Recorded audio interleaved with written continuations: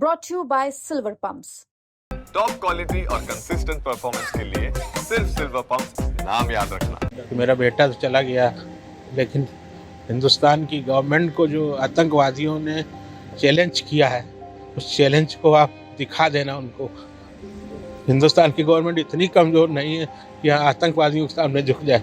वहाँ पुलिस नहीं, वहाँ कोई पुलिस नहीं थी। इसका मतलब कुछ लापरवाह हो गए। श्रीनगर में ज़रूर पुलिस है, मतलब पुलिस और पैरामिलिट्री फोर्सेस हैं, लेकिन पहलगाम में बिल्कुल भी फोर्स नहीं थी वहाँ। कश्मीर में आतंकवादियों ने जिस तरह बेरहम गोली के शिकार बनाया शुभम द्विवेदी को, उनकी बॉडी देखिए, यहाँ आ गई है, मेरे कैमरामैन अजय गुप्ता दिखाएंगे।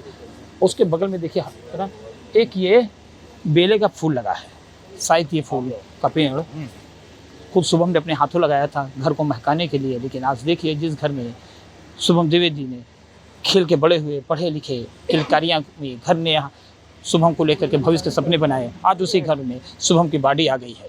उनके पिता खुद संजय, जो उनको खुशी खुशी लेकर के गए थे, उनकी बॉडी लेकर आए हुए हैं। आंखों के आंसू सूख गए हैं, क्यों नहीं सूख जाएंगे, 24 घंटे से ज़्यादा समय हुआ है। उसी घर में बॉडी संजय के लेके आए हैं, जहाँ से वो सक्सर उसको लेके गए थे शादी के बाद कश्मीर घुमाने के लिए। पूछते हैं क्या घटना हुआ। बाबूजी वहाँ पहुँचे, क्या घटना हुई वहाँ से? आपको बाद में जब पता चला, आप तो ऊपर गए नहीं थे। हाँ, वही कहा जा रहा है कि शायद आप जाते तो कुछ और हो सकता था। हाँ, हम लोग जा ही रहे थे, लेकिन जाते जाते दामाद जी हैं हमारे, इन्होंने कह दिया कि हमें घोड़े पे बैठने में तकलीफ़ महसूस होती है, हम जानवर को नहीं सताएंगे। तो हमने कहा हम भी नहीं सताएंगे। वो फिर वाइफ भी नहीं गई, फिर इनके मम्मी पापा थे वो भी नहीं गए, तो ऐसे 6 लोग नहीं ऊपर नहीं गए। बच्चे लोग कहने लगे हो आए ऊपर, तो चले गए थे। तो जब बच्चे लोग गए तो हम फ़ोन में उनसे संपर्क में थे। 2 मिनट पहले शुभम ने फ़ोन करके बोला था कि हम वहाँ ऊपर पहुँच गए हैं और थोड़ी देर में भी नीचे आ जाएंगे। तो हमने कहा आ जाना बेटा आराम से, हम नीचे बैठे हैं। उसके अगले ही पल हमें लगता है घटना हो गई, क्योंकि उसके 5 मिनट बाद बहू का फ़ोन आ गया था कि यहाँ पे अटैक हो गया है और गोली लग गई है, इतना बताया था उसने। फिर वो सब भागे वहाँ से। क्या दर्द है कि आंखों में आंखें लाल हो गई हैं। किसी घर से लेके गए थे, सब पढ़ाया लिखाया, शादी की, सब कुछ सक्सर लेके गए। और कश्मीर में आशा थी कि ऐसा हो जाएगा, कुछ सोचा था? कभी सपने में नहीं सोचा था ऐसा कैसे, कोई नहीं सोचेगा। एक बात और कि जब वहाँ घटना हुई उसके बाद बताते हैं, आपने मुख्यमंत्री ने आपसे खुद बात की, मुख्यमंत्री जी ने बड़ा सपोर्ट किया कुछ? जी हाँ, माननीय मुख्यमंत्री योगी आदित्यनाथ जी ने बहुत सपोर्ट किया हमारा, और मैं मानता हूँ कि जितना उन्होंने मदद की है, कोई मुख्यमंत्री नहीं इतनी मदद करेगा। लगातार उन्होंने हमारी हर स्तर पे मदद की है, वहाँ से लेकर और यहाँ तक। और सभी अधिकारियों को भी बोल रखा था, सारे अधिकारी जितने भी अधिकारीगण हैं, जिलाधिकारी कानपुर नगर या और कानपुर ज़िले के जो भी अधिकारी लोग हैं, पुलिस प्रशासन लखनऊ में भी और यहाँ तक कि दिल्ली में भी उन्होंने एक यूपी के IAS अफसरों को बोल रखा था, तो हमें एयरपोर्ट पे मदद की उन्होंने। जी, आपकी हालत तो है ही है, लेकिन सबसे बता रहे हैं दर्दनाक हालत बहू की क्या हालत है, जिसकी आंखों के सामने उसका सिंदूर 7 जन्मों का साथी ने। बहुत ख़राब है हालत। आपकी बात हुई क्या?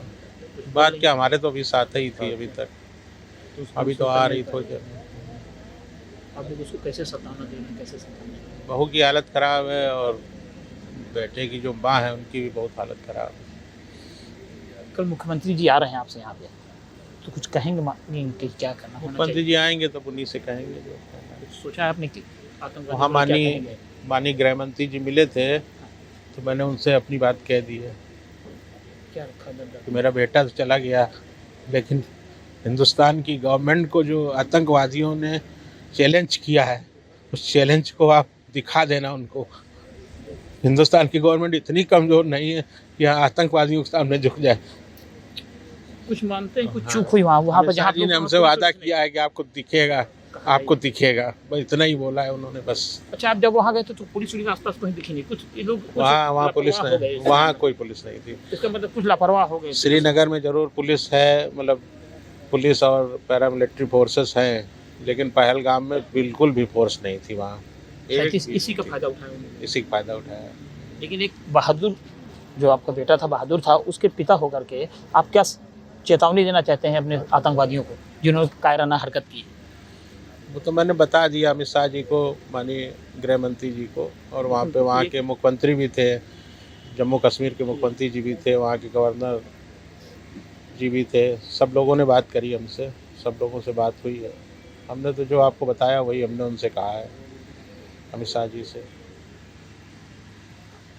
ये है शुभम द्विवेदी के पिताजी, जिनकी आंखें लाल हो गई हैं शायद आंखों को सूखने से।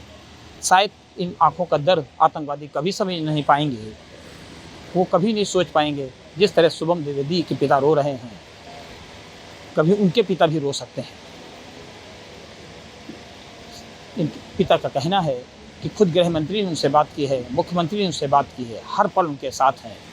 लेकिन उनकी ये भी आशा है कि ये साथ जब भी पूरा माना जाएगा जिसने इनके बेटे का दुनिया उजाड़ा है, इनके बेटे की घर परिवार से महरूम किया है, जिसने इनके बेटों को इनसे जुदा किया है, उसी तरह उन आतंकवादियों को भी पुलिस प्रशासन और भारत सरकार सबक दे, तभी शायद इनके दर्द में मरहम लगेगा।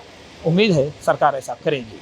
आतंकवादी इस बात को जरूर समझ लें कि हिंदुस्तानियों का खून बहाकर कोई भी दुनिया में सकुशल रह नहीं सकता।